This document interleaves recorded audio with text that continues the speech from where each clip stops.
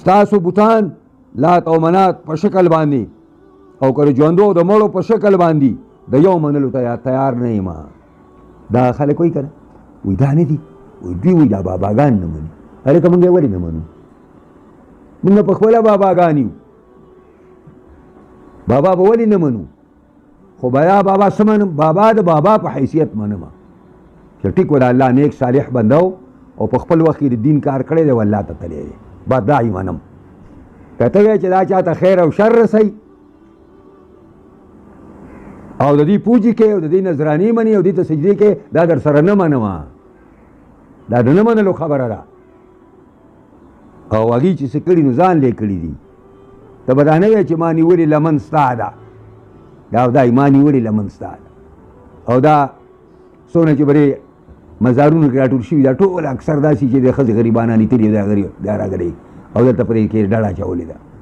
او په دې دا تا ګنجبخش کې چې دا کم چرسیان راټول شوي دي چرسیان او بیا هغه چرسیان چې کله کیني نو هغې یو گیت وایي نو یو ورته وایي چې هغه دی دا کوئی اور سے مانگتا ہے کوئی اور سے مانگتا ہے او ہمیں داتا سے مانگتا ہے. چې دا دې ځای له راشي چې همې داتا سے مانگتا ہے نو دا ټول ورسره سره لکه لوبه چې ښځه وایي او نور ورسره سره اړوي نو داسې کوئی اور سے مانگتا ہے کوئی اور سے مانگتا ہے ہمیں داتا سے مانگتا ہے ہمیں داتا سے مانگتا ہے. نو دا ټول ولې جواب ورکړي چې همې داتا سے مانگتا ہے. او دا زمونږ را صاحبان چې کامیاب شي نو دا تا ګنج بخش ته ځي.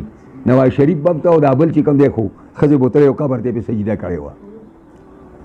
ته کوم سرینځې ته کوم ته ښه وی یو ښه نشته. دا یو زمونږ پخوا یو ګاونډي و هلته بل ځای کې دغه و دا محمد سید خان نوم یې و پاسنی و او دغه شاعر او سوګړمار و. نو هغه ویل یو ځل د عثمان زور خانانو سره ناست وم ویل چې د لاسه خانه په موږ کې کوم سړی ښه دی؟ ما چې لکه قلار شئ زه غریب سړی یم او بیا به مې کنځئ او وهئ به مې ویل چې نه مړه تا ته مکمل اجازت دی. وایي ما ویل چې د سور په بچو کې کوم یو به ښه وي؟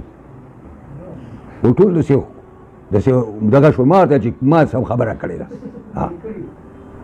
ما سم خبره کړې د سور په بچو کې به کوم یو ښه وي؟ هېڅ پکې ښه نو خوارې نشته. بس الله تعالی دې ته دې غیر شرعي قیادت نه پاکستان خلاص